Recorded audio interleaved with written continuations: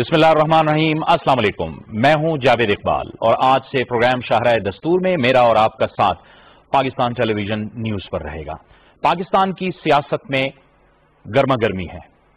हुकूमत कहती है कि वो भरपूर कोशिश कर रही है कि पाकिस्तान को एक सिमत पर डाले, उसकी मईशत को बेहतर करे, पाकिस्तान में एहतिसाब का एक शफाफ निजाम बनाए और पाकिस्तान को आगे बढ़ाए। दूसरी तरफ पीडीएम है, ऑपोजिशन है, जो मुसलसल हुकूमत पर तनकीद कर रही है और इस वक्त कभी इस्तीफों की धमकी देती है, कभी लॉन्ग मार्च की धमकी देती है। लेकिन इस पूरे सियासी मंजरनामे में और सियासी माहौल में अब ऐसा लग रहा है कि पीडीएम के मामलात आपस में ही तय नहीं हो रहे। पाकिस्तान पीपल्स पार्टी जो इस वक्त सिंध में हुकूमत कर रही है और निजाम का हिस्सा है, वो किसी भी सूरत इस निजाम से नहीं निकलना चाहती और ऐसा लग रहा है कि पाकिस्तान पीपल्स पार्टी ने ऑपोजिशन की जो बाकी जमातें हैं उन्हें भी इस बात पर कन्विंस कर लिया है या मजबूर कर लिया है कि वो इस निजाम में मौजूद रहें, क्योंकि पीडीएम हुकूमत और वजीर आजम से इस्तीफा मांगते मांगते पहले खुद अपने इस्तीफों पर आई और अब उनके अंदर इस कदर कंफ्यूजन पैदा हो गई है कि वो अब अपने इस्तीफों के दावे से भी पीछे हट रहे हैं। लॉन्ग मार्च की धमकी बाकायदा मौजूद है, लेकिन इसके साथ साथ हम देख रहे हैं कि हुकूमत की जानिब से भी आज ऑपोजिशन के हवाले से एक भरपूर मौक़िफ़ का आगाज किया गया, इजहार किया गया। हमने देखा कि आज फिरदौस आशिक अवान, शाह महमूद कुरैशी, शेख रशीद अहमद, मिर्जा शहजाद अकबर, जिन्होंने ख्वाजा आसिफ के केसेस के हवाले से भरपूर मौक़िफ़ बयान किया हुकूमत का और अवाम को ये बताने की कोशिश की कि उनके क्या मामलात थे 1993 में, उनके असासे क्या थे और अब उनके असासे किस कदर बढ़ चुके हैं। इसके साथ साथ शाह महमूद कुरैशी ने भी अपना भरपूर मौक़िफ़ दिया है, लेकिन इसके साथ साथ वज़ीर आज़म इमरान खान खुद भी हुकूमत का भरपूर तरीके से मौक़िफ़ सामने ला रहे हैं। गुज़िश्ता रोज़ उन्होंने एक इंटरव्यू में भरपूर तरीके से अपने मौक़िफ़ का इजहार किया। पहले उन्होंने बात की पाकिस्तान की मईशत के हवाले से कि पहली बार ऐसा हुआ है कि 17 साल में जो करंट अकाउंट था वो सरप्लस हुआ है। उन्होंने क्या कहा, ये आपको वो दिखाते हैं। 17 साल के बाद हमारा जो करंट अकाउंट था ना, जो कि बैरूनी बैलेंस है, जी 17 साल के बाद ये 5 महीने से पॉजिटिव है। यानी कि हमारे पास ज्यादा मुल्क में डॉलर आना है बनिस्बत जो मुल्क के बाहर जा रहे हैं। एक्सपोर्ट्स भी हमारी बढ़ी, रेमिटेंसेस हमारी रिकॉर्ड बढ़ी, क्योंकि हमने स्टेट बैंक ने इंसेंटिव्स दिए बैंकिंग चैनल से लोगों को लाने के लिए। और माशाअल्लाह ये अगर मैं आपको कह दूं कि ये हमारी सबसे बड़ी अचीवमेंट है, क्योंकि इससे क्या हुआ है, रुपया हमारा स्टेबल हो गया, गिरने से बच गया। पाकिस्तान तहरीक इंसाफ रोजे अव्वल से करप्शन के हवाले से बड़ा भरपूर मौक़िफ़ का इजहार करती रही है। इस हवाले से भी वज़ीर आज़म इमरान खान ने अपने इंटरव्यू में बिल्कुल खुलकर कहा कि मुल्क तब तक सही सिमत में नहीं जाएगा जब तक करप्शन के खिलाफ एक बेहतरीन एहतिसाबी अमल नहीं होगा। उन्होंने क्या कहा, यह आपको दिखाते हैं। सबसे बड़ा पाकिस्तान का मसला यह है कि इस मुल्क के अंदर एक जो हुकूमत में आके मुल्क को लूटते हैं उसको खत्म करें। वो तब होगा जब एहतिसाब होगा।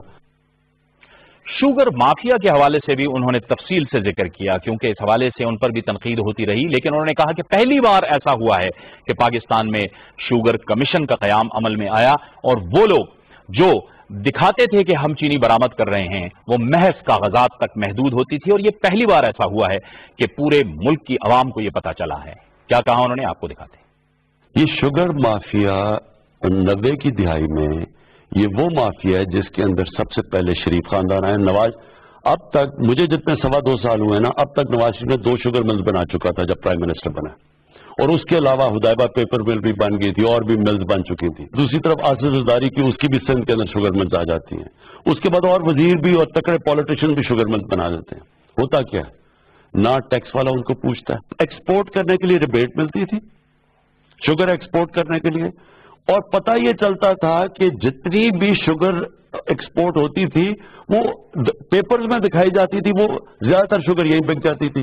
सेल्स टैक्स भी बच गया, रिबेट भी ले ली और कोई पूछने वाला नहीं, क्योंकि सारे ऊपर सारे ताकतवर लोग शुगर मिल्स थी उनकी। इस सारी सूरत हाल के नतीजे में इस वक्त सूरत हाल ये है कि پی ڈی ایم نے یہ فیصلہ کیا ہے کہ وہ ضمنی انتخابات میں حصہ لے گی۔ ضمنی انتخابات میں پی ڈی ایم کا حصہ لینا کیا یہ حکومتی موقف کی جیت ہے؟ اور آگے چل کر پی ڈی ایم کا مستقبل کیا ہوگا، ملکی سیاسی صورتحال کیا ہوگی، ان تمام معاملات پر بات کرنے کے لیے آج ہم نے اپنے اسٹوڈیوز میں دعوت دی ہے۔ ہمیں جوائن کر رہے ہیں سینئر تجزیہ کار جناب طارق پیرزادہ صاحب۔ بہت شکریہ طارق پیرزادہ صاحب، آپ نے ہمیں اس گفتگو میں جوائن کیا۔ حکومتی نمائندگی کریں گے قومی اسمبلی کے رکن ہیں فیض اللہ کاموکا، جو کہ فائنانس ریونیو پر جو قائمہ کمیٹی ہے اس کے چیئرمین ہیں۔ فیض اللہ کاموکا صاحب، آپ کو بھی خوش آمدید کہتے ہیں، اور ہمیں اس گفتگو میں جوائن کر رہے ہیں سینئر تجزیہ کار جناب عامر ضیاء۔ عامر ضیاء صاحب، آپ کو بھی اپنی اس گفتگو میں خوش آمدید کہتے ہیں۔ فیض اللہ کاموکا صاحب، سب سے پہلے آپ کی طرف آئیں گے۔ حکومت آج بڑی بااعتماد نظر آئی ہے، جو ہم دیکھ رہے ہیں، جس کا ذکر بھی میں نے اپنے ابتدائیہ میں کیا کہ بڑا بھرپور موقف سامنے آیا حکومت کی جانب سے۔ حکومت کی اس کانفیڈنس کی، اس اعتماد کی وجہ آپ کیا ہمیں بتائیں گے؟ سر، اس وقت جو اکنامک ہمارے انڈیکیٹرز ہیں وہ پازیٹیو ہیں۔ الحمدللہ کل جو رپورٹ آئی ہے ہمارے دسمبر میں ہماری ایکسپورٹس کی۔ ہلو جی جی، آپ فرمائیے، آواز آ رہی ہے آپ کی؟ گونج آ رہی ہے آواز؟ ہلو جی جی، آپ بات کیجیے گا فیض اللہ کاموکا صاحب۔ جی، تو میں یہ کہہ رہا تھا کہ منتھ آن منتھ جو ہماری پچھلے دسمبر سے اس سال دسمبر میں ایکسپورٹس میں تقریباً 18% اضافہ ہے۔ اس وقت میں چونکہ فیصل آباد سے بلانگ کرتا ہوں، فیصل آباد کی انڈسٹری 100% کیپیسٹی پہ چل رہی ہے۔ یہاں پہ ڈائریکٹ فورن انویسٹمنٹ فیصل آباد میں آ رہی ہے۔ 2 انڈسٹریل پارکس ہیں ہمارے پاس، یہاں پہ ایک فیڈمک ہے اور ایک علامہ اقبال انڈسٹریل پارک ہے۔ دونوں انڈسٹریل پارکس میں فورن ڈائریکٹ انویسٹمنٹ آ رہی ہے۔ لوکل انویسٹر جو ہے یہاں بڑی خوشی کے ساتھ انویسٹ کر رہا ہے۔ اور چند دن پہلے ابھی جو وزیر اعظم صاحب نے جو ہاؤسنگ سیکٹر کے اندر انہوں نے مزید ایکسٹینشن دی ہے 6 ماہ کی اور پھر 1 سال کی ٹیکس میں، تو اس سے بھی بڑا پازیٹیو امپیکٹ، اور ہماری جو بزنس کمیونٹی ہے وہ اس وقت اس سے بھرپور فائدہ اٹھا رہی ہے، اور اس کا ٹرکل ڈاؤن ایفیکٹ آ رہا ہے، اور پاکستان کے جو عام لوگ ہیں ان تک اس کے نتائج پہنچ رہے ہیں۔ میں آپ کو بتاؤں بڑی خوشی کے ساتھ کہ اس وقت فیصل آباد میں کم از کم 2 لاکھ سکلڈ لیبر کی شارٹیج ہے، یعنی اس وقت لیبر مارکیٹ میں 2 لاکھ اور جو مزدور ہیں، جو محنت کش ہیں، ان کی گنجائش ہے۔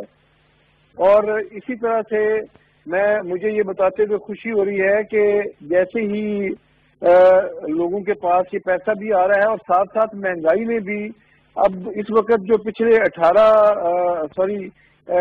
جو 2 سال ہیں، اس 2 سال میں اس وقت سب سے کم لیول پہ ہے مہنگائی، اس وقت سب سے کم سطح پہ ہے مہنگائی کے حساب سے، اور اللہ کا شکر ہے کہ چیزیں جو ہیں وہ آہستہ آہستہ بہت بہتری کی طرف جا رہی ہیں۔ صاحب، یہ مہنگائی کا جو معاملہ ہے یہ سب سے بڑا چیلنج ہے آپ کے لیے؟ ہلو جی جی ہلو جی، مہنگائی کا جو معاملہ ہے یہ سب سے بڑا چیلنج ہے آپ کے لیے؟ نہیں، چیلنج اب میں آپ کو بتا رہا ہوں آہستہ آہستہ یہ نیچے کی طرف آ رہی ہے مہنگائی۔ اب ہماری جو اسینشل فوڈ آئٹمز ہیں اس میں کافی کمی آئی ہے، شوگر کی پرائسز میں بھی کمی آئی ہے، آٹے کی قیمت میں کمی آئی ہے، سبزیوں کی قیمت میں کمی آئی ہے، جو یعنی سینسٹیو پرائس انڈیکس ہے اس میں اس وقت کمی دیکھی جا رہی ہے۔ اور اس کے علاوہ یعنی جتنے بھی آپ اکنامک انڈیکیٹرز دیکھ رہے ہیں، پچھلے کوئی 6 ماہ سے گورنمنٹ نے کوئی کسی قسم کا کسی سے کوئی ابھی تک کوئی قرضہ نہیں لیا۔ اس کے ساتھ ساتھ جو ہمارا پرائمری سرپلس آ رہا ہے اس وقت ہمارا، اور ہمارا جو ہے امپورٹ ایکسپورٹ کا جو ہمارا بیلنس ہے وہ اس وقت وہ بھی ہماری جو ہے اس وقت بیلنس آف ٹریڈ جو ہے وہ بھی پازیٹیو ہے۔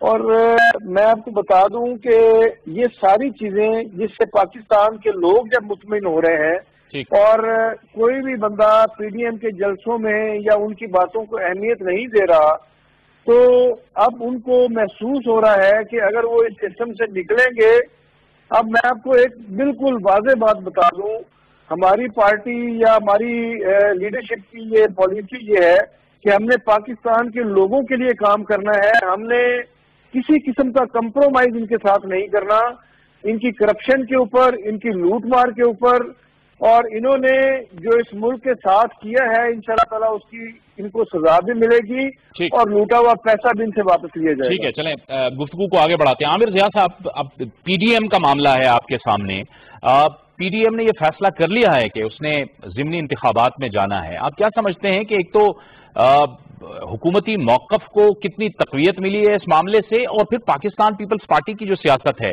کیونکہ وہ نظام کا حصہ ہے اور وہ کہتی ہے کہ نظام کے اندر رہتے ہوئے آپ اپنی کوششیں کریں، ان کی سیاست آپ کو کس طرح سے لگ رہی ہے جو ایک موجودہ ایک صورتحال ہے؟ جاوید، پہلی بات تو یہ کہ کوئی غیر متوقع اعلان نہیں ہے، یہ اعلان کی ہم توقع کر رہے تھے۔ آپ کو یاد ہوگا جب سے پی ڈی ایم نے اس کے کہتے ہیں نا میدان عمل میں آئی ہے، سب سے مختلف تجزیہ کار مختلف وقتوں میں اسی قسم کی باتیں کر رہے تھے کہ پی ڈی ایم نے ایک تو مجموعے تضادات ہیں اور اس میں جو ہے آپ یہ سمجھیں کہ ایک ہم آہنگی کے تحت فیصلے ہو جائیں گے، اس پہ شک و شبے کا اظہار کیا جا رہا تھا۔ ایک بات، دوسری بات ہے کہ لوگ کو پہلے سے اندازہ تھا کہ استعفوں کی جو دھمکی ہے اس پہ عملی جامہ یوں نہیں پہنا سکیں گے کہ پیپلز پارٹی جو ہے اس کی سندھ حکومت میں بہت بڑی اسٹیک ہے، تو وہ ظاہر اس اسٹیک کو جو ہے گنوانا نہیں چاہیے گی، جبکہ سینٹ کے الیکشن آ رہے ہیں اور انہیں اندازہ ہے کہ پیپلز پارٹی کو کئی اپنے سینیٹر جو ہے وہ سندھ سے منتخب کرا سکتی ہے، یقیناً وہ اس قسم کا انتہا پسندانہ یا مہم جوئی پہ مبنی فیصلہ نہیں کریں گے۔ اس چیز کا اندازہ تھا، خود نون لیگ میں جاوید صاحب آپ کے علم میں مجھ سے زیادہ بہتر ہو گیا اسلام آباد میں کہ مکمل اتفاق رائے نہیں ہے اس معاملے پہ، یعنی حکومت تصادم کی راہ اپنائی جائے، خصوصاً اس بیانیے پر کہ جو صرف حکومت خلاف ہی نہیں بلکہ ریاستی اداروں کے خلاف بھی ہے اور پاک فوج کو جو ہے متنازع بنانے کی کوششیں بھی ہو رہی ہیں۔ تو اس میں نون لیگ میں بھی ہمیں پتا ہے کہ جی اس کے اندر فشرز ہے، اس میں تقسیم ہے اس معاملے کے اوپر۔ ایک جو سنسیریٹی آپ نے دیکھا کہ جی مولانا فضل الرحمان کے متعلق کسی کو شک شبہ نہیں تھا، لیکن ان کی اپنی جماعت سے ہم نے دیکھا کہ مخالفت کی آوازیں بلند ہوئی اور نتیجتاً ان کی جماعتیں دو حصوں میں تقسیم ہو گئی۔ تو ظاہر ہے کہ ان چیزوں لیکن اس سے ایک دم اچانک نہیں ہوئی ہے، غیر متوقع نہیں ہوئی ہے۔ ہم جیسے جو پولیٹیکل آبزرور تھے عرصے سے اس کے اوپر بات کرے تھے، مسلسل اگر آپ پرانے پروگرام دیکھیں تو بہت سارے جو صحافی تھے اور تجزیہ کار تھے انہی خطوط کے متعلق پیش گوئی کر رہے تھے۔ یقیناً اس سے حکومت پر دباؤ کم ہوا ہے، لیکن میں سمجھتا ہوں کہ حکومت پہ دباؤ پی ڈی ایم کا پہلے بھی نہیں تھا۔ اصل جو حکومت کا دباؤ ہے وہ یہ ہے کہ جو چیلنجز ہیں معاشی محاذ کے اوپر، جو پاکستان کے فرنٹ پہ جو ہمیں خطرات کا سامنا ہے، اندرونی خطرات کا سامنا ہے، اس سے کیسے نبردآزما ہوتی ہے۔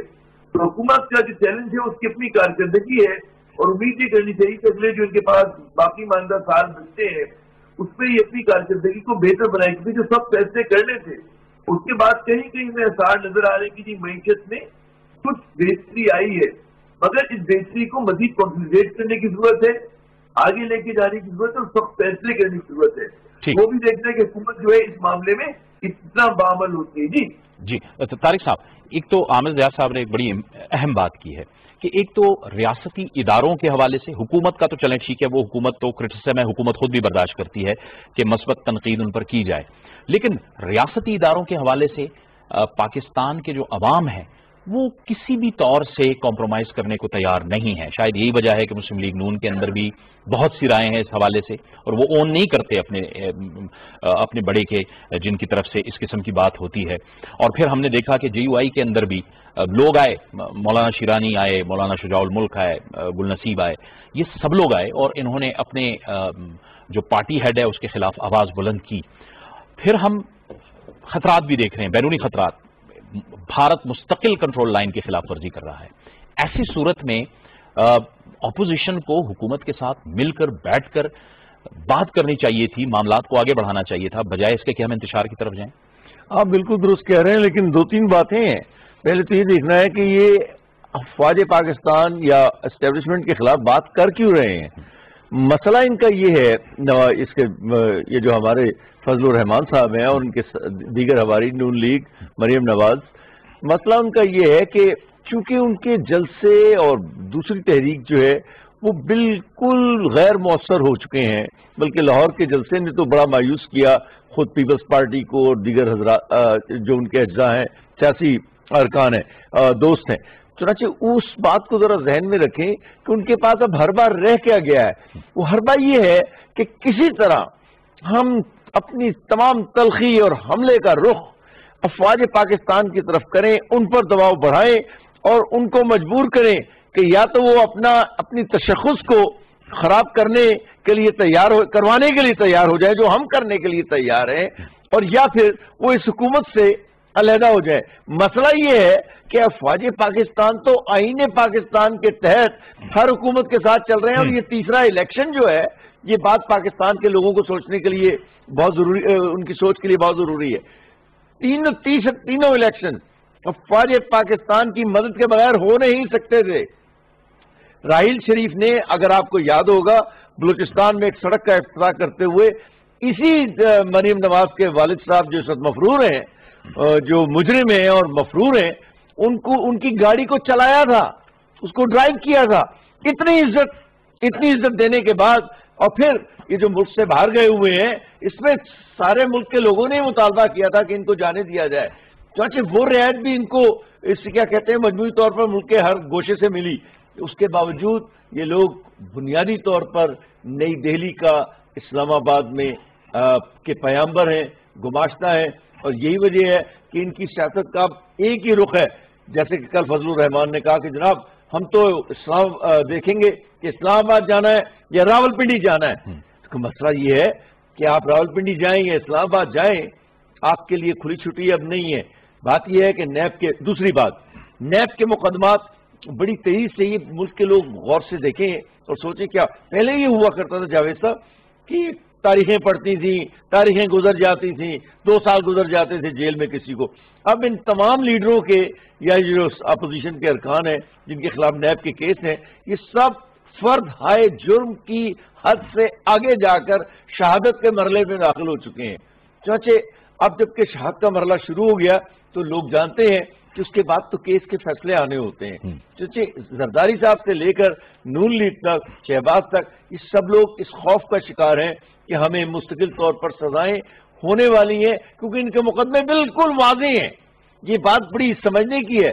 یہ نیب نے جو مقدمے بنائے ہوئے ہیں، آپ جا کر سپریم کورٹ میں چیلنج کر دیں، ہائی کورٹ میں لے جائیں، لیکن بڑے مضبوط مقدمے ہیں، اور اس دفعہ ان لوگوں کا خوف یہی ہے. تو اچھا، یہ دو باتیں ہو گئی. ایک بات جو ذہن میں رکھنے کی ہے، جہاں تک پیپلز پارٹی کا تعلق ہے، ہم تو اکثر ہی کہتے ہیں نا سندھ میں بڑا سٹیک ہے، لیکن یہ ذرا سی غیر واضح بات ہے میرے نزدیک. واضح بات یہ ہے کہ ایک کراچی میں سیٹ ہوا کرتی تھی پیپلز پارٹی کی، وہ بھی ختم ہو گئی. چونکہ سندھ کے شہری علاقوں سے مجموعی طور پر پیپلز پارٹی خارج ہے. اب ان کے پاس جو بنیاد ہے وہ سندھ کے دیہاتی اندرونی علاقوں کی ہے.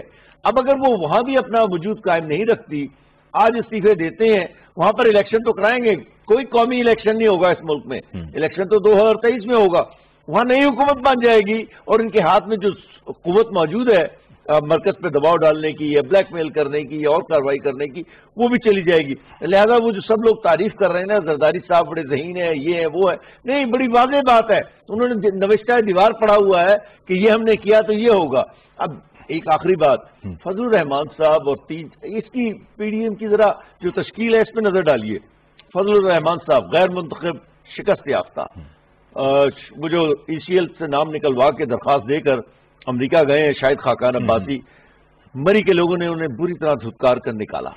لاہور سے ایک خیراتی سیٹ پر وہ منتخب ہوئے. اسی طرح اور لوگ ہیں، یہ جو سرخ پوش ہیں باچا خان والے، ان کی تو ویسی سیاسی طور پر سردا سے باہر بہت کم کوئی حیثیت ہے. وہاں بھی پتہ نہیں منتخب دوبارہ ہو سکیں گے یا نہیں ہو سکیں گے. وہاں مشکلات ہیں، خیبر پختونخوا کے اندر بہت مشکلات. وہاں تحریک انصاف کے سامنے یہ ساری جماعتیں کھڑی ہیں، یعنی اکیلی تحریک انصاف. ایک اور جو نقطہ ہے فضل الرحمان صاحب کے ساتھ، میرا ذاتی خیال یہ ہے کہ اگر ہم اور کئی لوگ جیسے کہ زیاد صاحب نے بھی کہا، کئی لوگ اس بات سے متفق ہیں کہ اگر مریم نواز کو باہر جانے دیا جاتا تو یہ تو تحریک ہی موجود نہیں ہونی تھی. پہلی بات یہ ہے. اور اس کے ساتھ ساتھ یہ جتنے دیگر حضرات ہیں، ان کی سیاسی وجود جو ہے اب اس تحریک کا محتاج ہے. اگر یہ تحریک ختم ہوتی ہے تو ان کا تو 2023 تو ویسے ہی آنے والا ہے، اتنا دور نہیں ہے. 1 سال کے بعد الیکشن کی کیمپین اس ملک میں 1.5 سال کے بعد شروع ہو جائے گی. تو مجموعی طور پر ان لوگوں کے لیے جو آپ نے شروع میں اپنے ابتدائیوں میں کہا تھا کہ ان کی غبارے سے جو ایک ہیلیم گیس ہے وہ نکل چکی ہے، اور ان کے پاس اب سوائے اس کے کہ افواج پاکستان کو نشانہ بنائیں اور مودی کے بیانیوں کو فروغ دیں. ٹھیک، یہ جو فورن پالیسی والا حصہ ہے، اس پر ایک نقطہ چھوٹا سا کہتا چلوں. جی وہ یہ ایک ہی فکرے میں دیکھیے، جب یہاں سے یہ فضل الرحمان اور پی ڈی ایم بیان دیتے ہیں نا کہ فوج، اسے کیا کہتے ہیں، دہشت گردی، بھارت کا بیانیہ تو یہ ہے نا کہ پاکستان کشمیر میں گڑبڑ کرا رہا ہے، اور اس کا مطلب فوج اور ISI ہوا کرتا ان کا. تو یہ بیانیہ جو ہے واشنگٹن میں بھی جاتا ہے، لندن میں بھی، پیرس میں بھی، اور دوسرے دارالحکومتوں میں بھی، دنیا بھر میں بھی، اور ہندوستان میں بھی. تو یہ فضل الرحمان صاحب روزانہ پاکستان کے مفاد کے خلاف ایک سرخی بھارت کے اخباروں کو خاص طور پر فراہم کرتے ہیں. فیض اللہ صاحب، آپ بتائیے گا کہ کیا آپ سمجھتے ہیں کہ حکومت کی، یعنی آپ کی اعتماد کی ایک وجہ یہ بھی ہے کہ جو اپوزیشن ہے وہ ذاتی مفاد کی بنیاد پہ شاید یہ باتیں کر رہی ہے، ان میں آپس میں ایک بہت بڑی تقسیم ہے جس کی وجہ سے ان کا جو بیانیہ ہے وہ سیل نہیں ہو پا رہا؟ آپ کے اعتماد کی یہ بھی وجہ ہے؟ جی میں آپ کو بتا دوں کہ یہ ایک دوسرے کی ٹانگیں کھینچ رہے ہیں. ابھی بھی جو ہے یہ جو ان کا اتحاد ہے اس کے اندر بھی یہ ایک دوسرے کے ساتھ مخلص نہیں ہے. صرف اور صرف جو ٹی وی پہ پریس کانفرنس کرتے ہیں وہاں پہ آ کے جب یہ اکٹھے ہوتے ہیں تو تب یہ ایک بات کر دیتے ہیں جس کے اوپر یہ متفق ہوں، ورنہ ہر ایک کا علیحدہ علیحدہ اپنا اپنا بیانیہ ہے. پیپلز پارٹی کا اپنا بیانیہ ہے، نون لیگ کا اپنا بیانیہ ہے، مولانا فضل الرحمان صاحب کا اپنا بیانیہ ہے، اور تینوں بڑا واضح فرق ہے تینوں کے ٹارگیٹس میں. تینوں کے ٹارگیٹس ڈفرنٹ ہیں. پیپلز پارٹی کبھی بھی استعفے نہیں دے گی. میں آپ کو گارنٹی کے ساتھ کہتا ہوں وہ اپنی حکومت کو ختم نہیں کریں گے، کیونکہ جیسے بھی میرے بھائی فرما رہے تھے دوبارہ الیکشن میں جانا آسان کام نہیں ہوتا. نون لیگ کے بہت سارے لوگ، بہت سارے MLAs MPAs اگر یہ ان کی قیادت میں استعفوں کی ڈیمانڈ کی ان سے تو وہ فوراً پلان بنائیں گے. وہ کبھی بھی استعفیٰ نہیں کریں گے، کبھی بھی ان کے کہنے پہ اسپیکر کے پاس نہیں جائیں گے. 2 ممبران نے استعفیٰ کیا اور وہ اسپیکر کے پاس جا کے مکر گئے کہ ہمارا استعفیٰ ہی نہیں ہے. تو اب کے خیال میں تو ان کے استعفے کا فرنزک کرایا جانا چاہیے، اور اس کے بعد پھر جو ہے وہ اسپیکر صاحب کو اس کے اوپر فیصلہ لینا چاہیے، اور اس کے بعد پھر خود بخود واضح ہو جائیں گے. تو میں آپ کو بتا دوں یہ کبھی سے استعفے نہیں دیں گے، کبھی بھی اس طرف نہیں جائیں گے. اور اگلی بات یہ بتا دوں لانگ مارچ میں بھی جو یہ دھمکی دیتے ہیں جی کہ ہم کبھی کی طرف جائیں گے یا اسلام آباد کی طرف جائیں گے، یہ جس طرح مزید چلے جائیں تو ان کے حصے میں آپ کو بتاؤں پاکستان کے لوگوں کے جوتے اور ان کی دستار ہے. ان کو کہیں سے بھی پاکستانی لوگ بیٹھنے کی جگہ نہیں دیں گے انشاءاللہ. عامر ضیاء صاحب، آپ نے اپنی گفتگو میں فرمایا کہ ایک تو پیپلز پارٹی کا جو فیصلہ تھا وہ یقینی طور پر غیر متوقع نہیں تھا. ابھی پی ڈی ایم نے یہ فیصلہ کیا کہ ہم نے ضمنی انتخاب میں جانا ہے. آپ کو لگتا ہے کہ کچھ عرصے بعد یا کچھ دنوں بعد یہ فیصلہ بھی ہو جائے گا کہ یہ سینٹ انتخابات میں بھی جائیں گے، اور ان کے آپس میں بھی عدم اعتماد تو ہے نا ان جماعتوں میں؟ یہ تو کوئی راز نہیں ہے کہ سینٹ انتخابات میں نہیں جائیں گے، جائیں گے. 16 آنے جائیں گے، نون لیگ بھی جائے گی، اور آپ دیکھیے گا کہ پاکستان پیپلز پارٹی بھی جائے گی، اور جمعیت علماء اسلام بھی جو اس کی ہمت قوت ہے اس حساب سے جائے گی. یہ کوئی ایوان جو ہے خالی نہیں چھوڑیں گے. جو مولانا فضل الرحمان کی سنانا سوچ ہے میرے خیال میں اس کے اوپر جو مین اسٹریم پولیٹیکل پارٹیز ہیں وہ پوری نہیں اتریں گی. لیکن جاوید صاحب جو زیادہ بڑی اہم بات ہے کہ یہ جو ہمیں سوال کرنا چاہیے بار بار، کیا وجہ ہے کہ یہ پاکستانی جو ہے اسٹیبلشمنٹ کو نشانہ بنا رہے ہیں. میں ویسے کہتا ہوں کہ یہ جو پی ڈی ایم میں سیاسی جماعتیں جمع ہیں وہ ہمیں پولیٹیکل اسٹیبلشمنٹ کہنا چاہیے. یہ پولیٹیکل اسٹیبلشمنٹ اس ملک پہ کئی دہائیوں سے جو ہے مسلط ہے، اور یہ لوگ جو ہے اس ملک کے سیاست پیر کی انتخابی جب پالیٹکس ہوتی ہے تو یہی لوگ جو ہوتے ہیں اس میں ڈومینیٹ کرتے ہیں. اب یہ ان کے ساتھ مسئلہ یہ ہوا کہ پہلی مرتبہ ایک تیسری قوت جب سامنے آئی ہے اور ساتھ ساتھ احتساب کا پہیہ چلنے لگا ہے تو اس کی وجہ سے اسے دباؤ میں اضافہ ہوا ہے. اس کی پوری لڑائی اس لیے ہے کہ جی اپنے لیے اسپیس کریٹ کریں، اور اسپیس میں ظاہر حکومت کو بھی نشان ہے، اور وہ سمجھتے کہ اگر ہم اسٹیبلشمنٹ کو بھی متنازع بنائیں گے تو غالباً ہمیں کسی قسم کی رعایت مل جائے گی، ہمیں کنسیشن مل جائے گا۔ اصولی طور پہ لیکن بات کی کہ ہم یہ میں نہیں کہتا کہ پی ڈی ایم کی پوری قیادت جو ہے وہ جو ہے آپ کہتے نا کہ پی ڈی ایم کی پوری قیادت جو ہے وہ قابل گردنی ہے، ایسا نہیں ہے۔ اس میں ظاہر ہے کہ وہ لوگ ہیں جن پہ بدعنوانی کے الزامات ہیں، اس میں وہ لوگ بھی ہوں گے کہ جو صاف ستھرے ہیں اور جنہوں نے کرپشن میں ملوث نہیں ہے۔ تو ہونا ہی چاہیے حکومت کے کام میں کہ لوگ انگیج کرے اور ایک پولیٹیکل اسپیس پرووائڈ کرے کہ جو لوگ آ کر ایک روایتی اچھی اپوزیشن کا کردار ادا کر سکتے ہیں۔ ظاہر ہے کہ جو انصاف کا کام ہے اسے حکومت سے کوئی لینا دینا نہیں ہوتا، نیب جانے، ہماری کورٹ جانے، یہ حکومت کو ذرا سا اپنے اندر ایک تفریق لانے کی کوشش کرنی چاہیے۔ یہ جو کنفیوژن مچ جاتے ہیں کہ جی انصاف، یہ جو شور مچاتے ہیں کہ انصاف میں انتقام ہو رہا ہے، تو حکومت کو ڈسٹنس کرے اپنے آپ کو اور ان اداروں کو کام کرنے سے جو ان کا کام ہے۔ جی جاوید صاحب۔ عامر رضا صاحب، آپ کے کہنے کا مطلب یہ ہے کہ ظاہر ہے پہلے تو دو ہی سیاسی قوتیں تھیں، یہ تیسری جو سیاسی قوت ہے تحریک انصاف کی شکل میں، یہ کسی بھی طور سے جو روایتی جماعتیں تھیں، جو سٹیٹس کو تھا، وہ ان کے لیے ایک تو ناقابل قبول تھا، اور دوسری بات یہ کہ آپ کو لگتا ہے کہ جس طرح سے وزیر اعظم عمران خان خود کہتے ہیں کہ یہ جو کیسز بنائے گئے ہیں یہ تو بنے ہوئے ہیں پہلے سے، ہم نے تو اس طرح کے نئے کیسز نہیں بنائے، ہم نے صرف اداروں کو کام کرنے دیا ہے، ہم نے مینیپولیٹ نہیں کیا۔ پہلے جس طرح سے مکمکا ہوتا تھا دو جماعتوں کا، حکومت کا اور اپوزیشن کا، اس طرح کا مکمکا اداروں کے سربراہوں کی جو ایک سلیکشن ہوتی ہے وہ اس میں نہیں رہا، شاید اسی وجہ سے نیب کام کر رہی ہے۔ درست کہہ رہے ہیں جاوید صاحب، آپ کے سوال میں، آپ کامنٹ میں جواب بھی ہے کہ پہلی بار ہم نے دیکھا، کیونکہ ہمیشہ جو تھا کہ نیب کے چیئرمین کو کام نہیں کرنے دیا جاتا تھا، نیب کا چیئرمین جو ہوا کرتا تھا وہ چونکہ نامینیٹڈ ہوتا تھا تو وہ اس کو زیادہ نہیں ہوتی تھی، آپ میں نام لینے کی ضرورت نہیں کہ کس نے کیا کیا ماضی میں، کیسز کو کتنا خراب کیا، ڈائلیوٹ کیا، کہنے کی ضرورت نہیں ہے۔ تو پہلی مرتبہ اس ادارے کو کام کرنے کا موقع ملا۔ ابھی بھی اس میں بہت ساری کمزوریاں ہیں، پروسیکیوشن اس کی مضبوط نہیں ہے، انویسٹیگیشن اس کی مضبوط نہیں ہے، لیکن گورنمنٹ کا کام ہے کہ ان کو وہ فیسلٹیز پرووائڈ کرے، ان کو سرمایہ پرووائڈ کرے، دے، تاکہ وہ اپنے کام کو بہتر بنا سکیں، کیونکہ اس ملک میں وائٹ کالر کرائم کو ثابت کرنا بڑا مشکل کام ہے۔ ہمارے یہاں جو قتل کے مقدمے ہیں وہ بھی 20 سال چلتے ہیں، جو اس میں اتنا نہیں چلنے چاہیے۔ تو ہماری جو وائٹ کالر کرائم کی بات آتی ہے تو زیادہ پیچیدہ مقدمات ہوتے ہیں، اس کے لیے حکومت کو زیادہ سہولتیں دینی چاہیے اپنے انویسٹیگیٹرز کو، اپنے وکلاء کو جو اس کی طرف سے پروسیکیوشن کرتے ہیں، تاکہ کیسز جو وہ فول پروف ہو۔ ابھی نظر یہ آتا ہے کہ نیب کے کیسز میں جھول ہوتا ہے، تو آپ اچھا کیس بھی بعض اوقات خراب ہو جاتا ہے، کیونکہ کہتے ہیں نا آئرن کلیڈ آپ کا کیس ہونا چاہیے۔ تو ابھی ضرورت اس بات کی کہ ان کیسز کو مضبوط طریقے سے کریں، بہت زیادہ کیسز نہ کریں، ایک اچھا کیس پکڑیں اور اس سے سزا دلوا دیں آپ۔ ابھی ہو یہ رہا ہے کہ نیب جو اپنے کام کو بڑھائے جا رہی ہے لیکن سمیٹ نہیں پا رہی ہے۔ اصل کام ہے سمیٹنا، کسی پہ اگر آپ نے مقدمہ کیا، آپ نے 50 لوگوں پہ کیا، اگر آپ 500 پہ کرتے ہو کہ فیصلہ کسی پر نہیں ہو رہا ہو تو بات مناسب نہیں ہوتی ہے۔ تو یہاں پر بھی حکمت عملی کو ذرا سا بہتر کرنے کی ضرورت ہے، ذرا نہیں بلکہ بہت زیادہ۔ جی یہ بڑا اہم پوائنٹ ہے طارق پیرزادہ صاحب، کیونکہ عامر رضا صاحب یہ فرما رہے ہیں کہ ایک تو کیسز کو منطقی انجام تک پہنچائیں، کیونکہ وہ ایک غیر ضروری تنقید پھر اپوزیشن اس کو ایکسپلائٹ کرتی ہے اور وہ حکومت کے خلاف جاتی ہے۔ لیکن بات تو یہ درست ہے کہ نیب کا چیئرمین یا نیب کا ادارہ بنا ہوا ہے انہی دو سیاسی جماعتوں نے، مسلم لیگ نون اور پاکستان پیپلز پارٹی، یہ حکومت میں ہوتے تھے، یہ اپوزیشن میں ہوتے تھے۔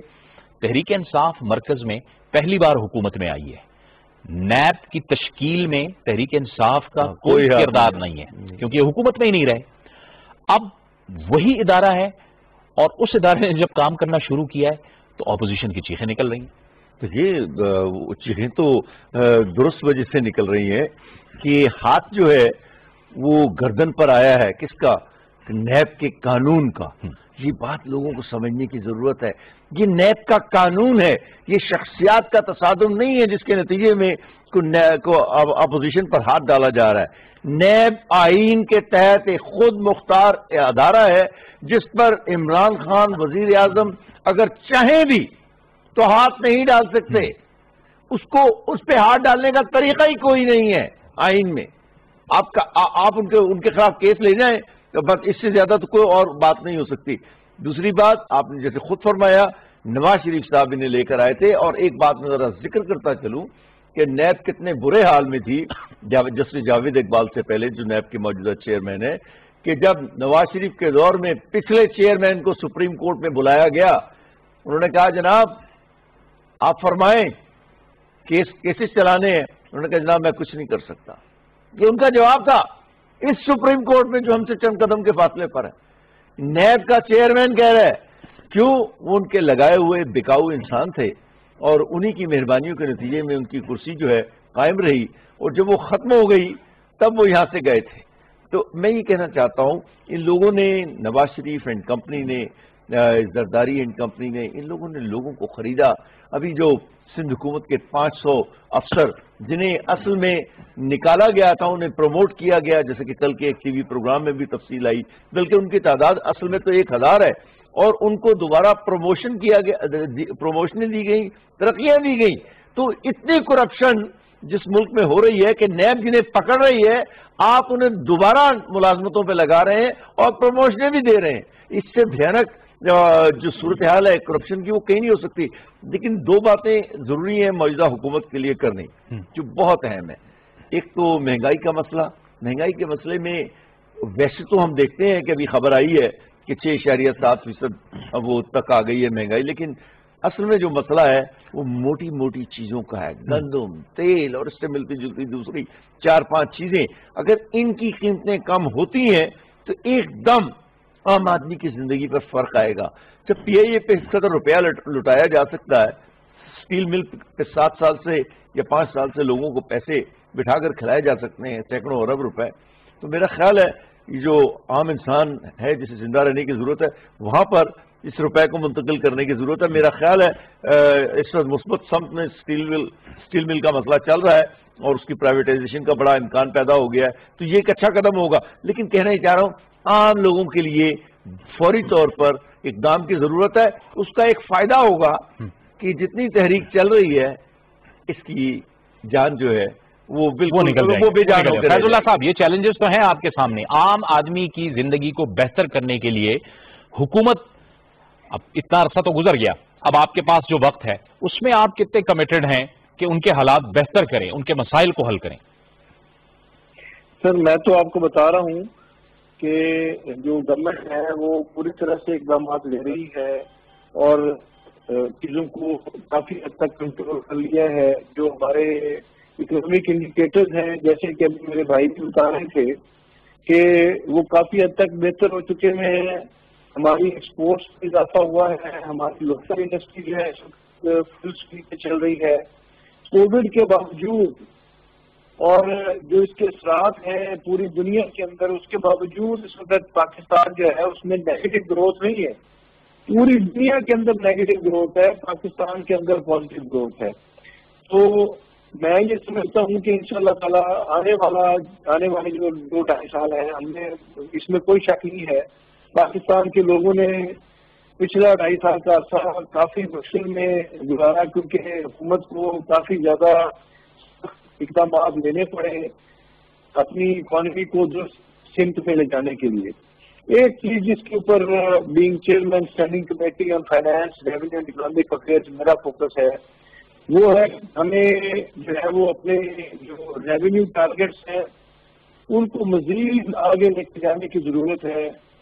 اس حال تک اس ملک کی اکانومی کو یہ جو سابقہ حکمران ہے انہوں نے پہنچا دیا.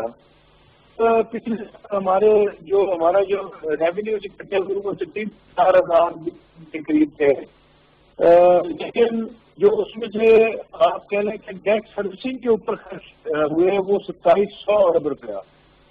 اب صوبوں کا حصہ نکالنے تقریباً 58%، 2400 ارب روپیہ وہ بن جاتا ہے. تو یعنی day one government of Pakistan جو ہے وہ 1100 ارب روپے کے خسارے سے شروع کرتی ہے.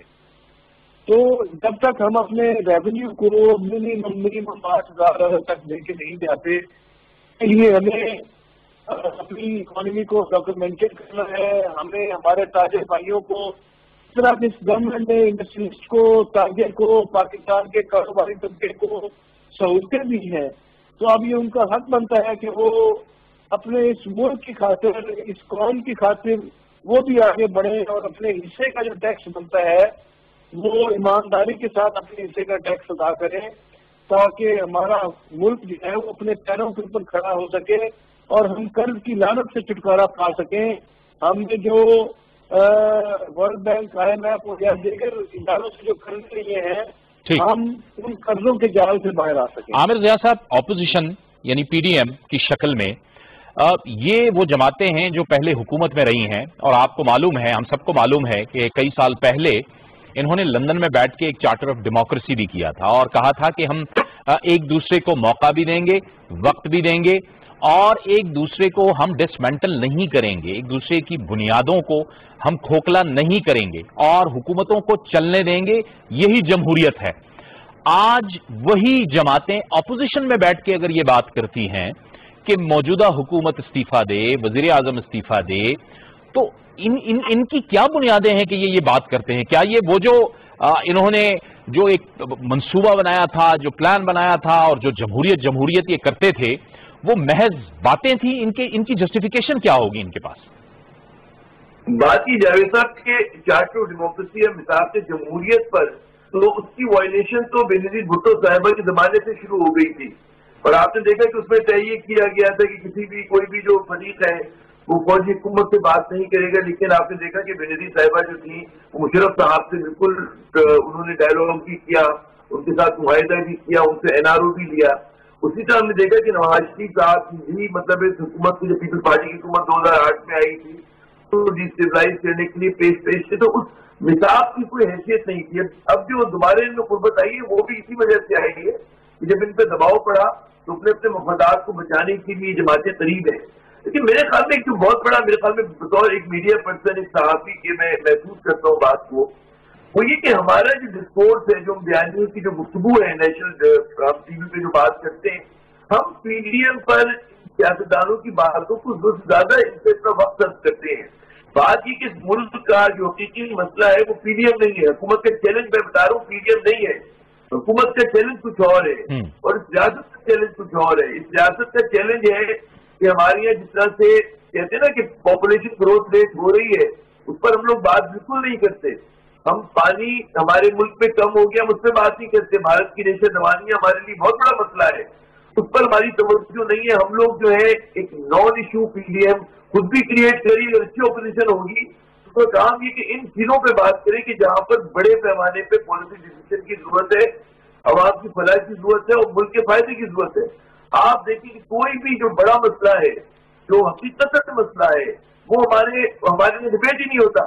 اکاؤنٹیبلٹی جو ہے جس میں ہم دن رات پروگرام کرتے ہیں، باتیں کرتے ہیں، انصاف، وہ کتنے لوگوں کا پاکستان میں مسئلہ ہے. رولنگ ایلیٹ جو ہے کتنی چھوٹی سی، اس رولنگ ایلیٹ میں بھی چند افراد کا مسئلہ ہے، چند افراد ان کے خاندانوں اور ان کے دوستوں کا. تو ہماری جو پوری ڈبیٹ ہے جاوید صاحب، وہ بہت زیادہ میرے خیال میں عوام کی مسائل کو نظر انداز کرتی ہے اور قوم کے مسائل کو نظر انداز کرتی ہے اور ملک کے، ریاست کے. تو ہم PDM پہ جتنا زور دے رہے ہیں، واقعی میں نہیں سمجھتا PDM استعفے دے دے، استعفے اب تو نہیں دے گی، وہ سب کو پتا ہے، لوگ اچھے سے کہہ رہے ہیں. تو PDM کی اتنی بڑی وہ نہیں ہے کیونکہ یہ لوگ بچہ بھرت سے آزمائے ہوئے ہیں. یہ اب میں آج اخبار میں پڑھ رہا تھا کہ جی سندھ طرف کی پیپلز پارٹی سے پاکستان پیپلز پارٹی کی بات کری کہ جس کو اپنی سپوں میں لے کر آئے، PDM کے اندر لے کر آئے، نئے اتحادیوں کو لے کر آئے، MCM سے بات کرنے کی کوشش کریں. یہ سارے تماشے ہم دیکھتے دیکھتے میرے اور آپ کے سر کے بعد سفید ہونے لگے، اور ہم دیکھتے ہیں کہ ہر بار یہ ڈرامہ جو ہے کسی نہ کسی شکل میں دہرایا جاتا ہے.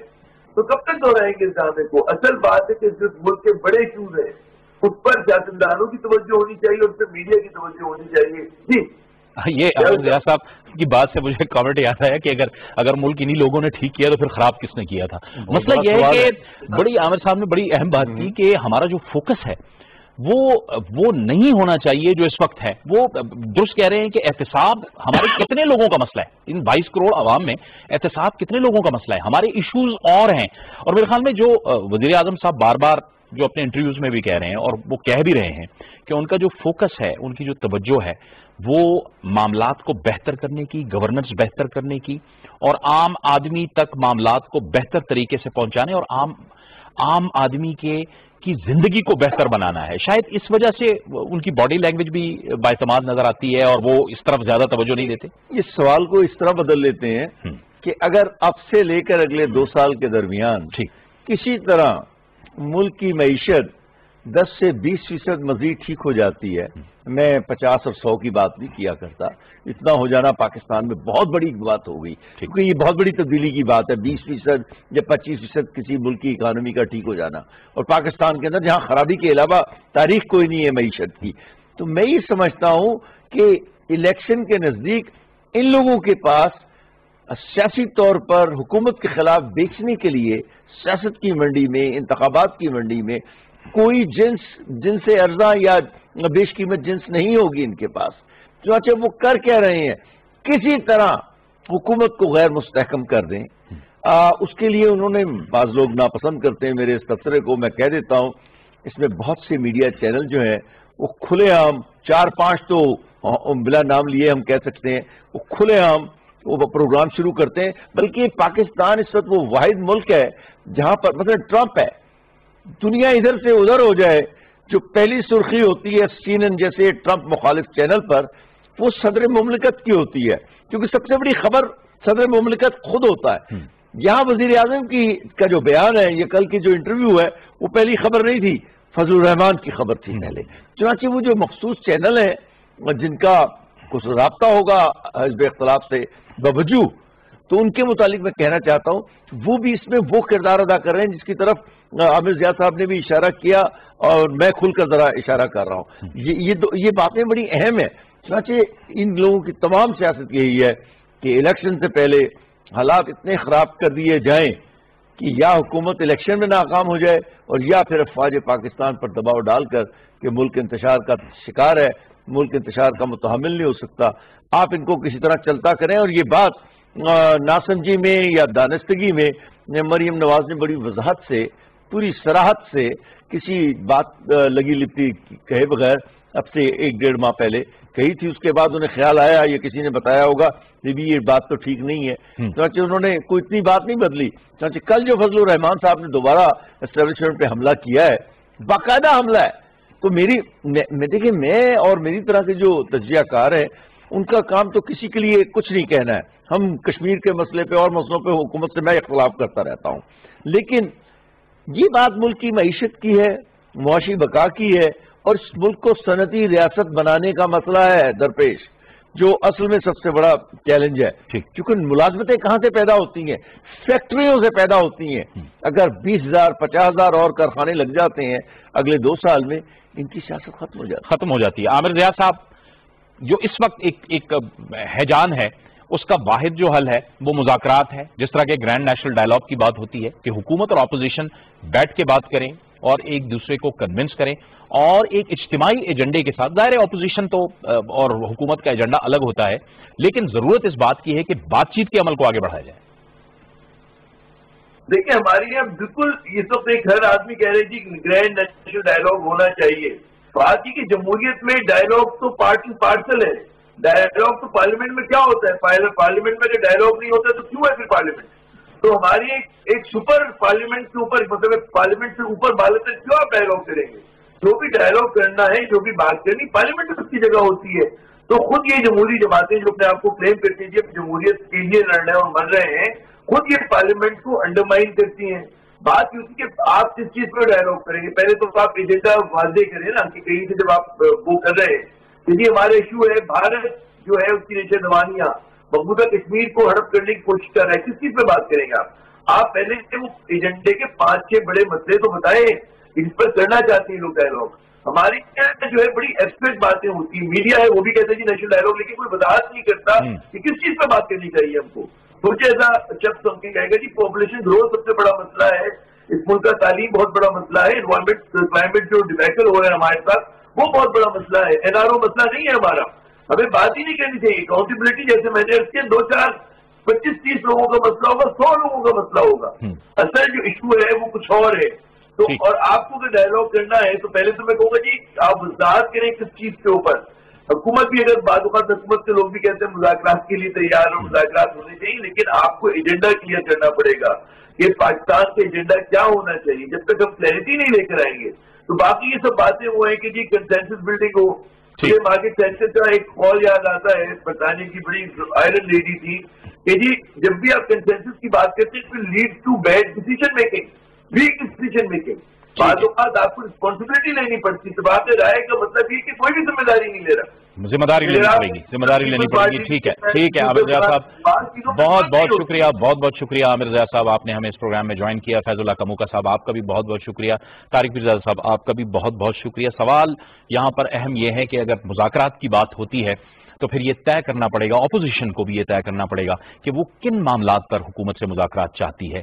کیا وہ احتساب کا جو عمل جاری ہے اس میں نرمی چاہتی ہے، جیسے کہ وزیر اعظم عمران خان بار بار کہتے ہیں کہ یہ جو بات چیت کرتے ہیں وہ NRO کے لیے کرتے ہیں، یا پھر پاکستان کی بہتری کے لیے، پاکستان کو بہتر طریقے سے آگے بڑھانے کے لیے مذاکرات ہیں. یہ ایک اہم سوال ہے.